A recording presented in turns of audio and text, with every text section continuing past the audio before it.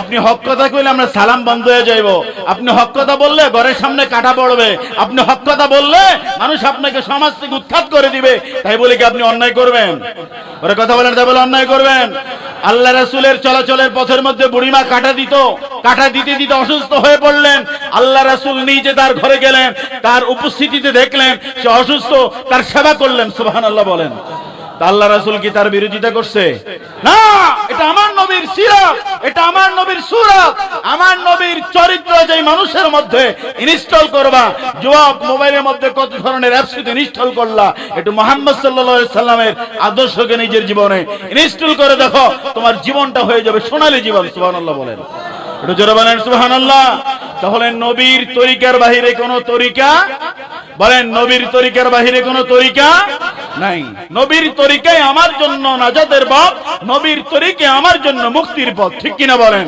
তাহলে যে নাকি নবীর তরিকার বাহিরে চলতে চায় সে সমাজের মধ্যে যদিও দাড়িওয়ালা হয়, টুপিওয়ালা হয়, পাঞ্জাবিওয়ালা হয়, ওটা মানুষকে ধোঁকা দিচ্ছে।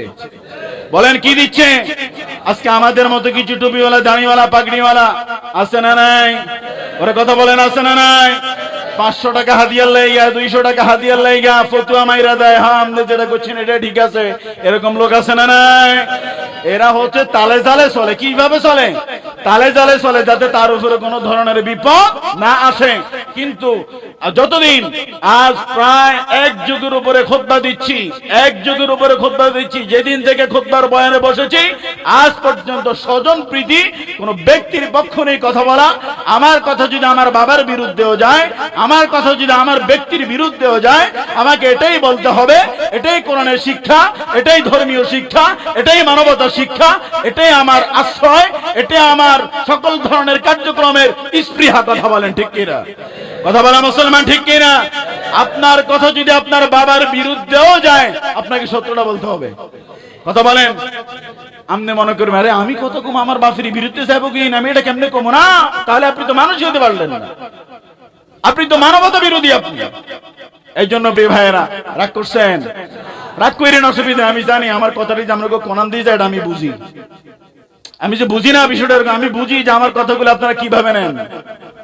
আপনার কাছে খারাপ লাগুক বা ভালো লাগুক, এটা আমি বিন্দু পরিমাণ তোয়াক্কা করি না। আমাকে এটা বলতেই হবে, যতদিন আছি ততদিন বলতেই হবে। আমাকে না বললে কার কাছে জবাব দিতে হবে?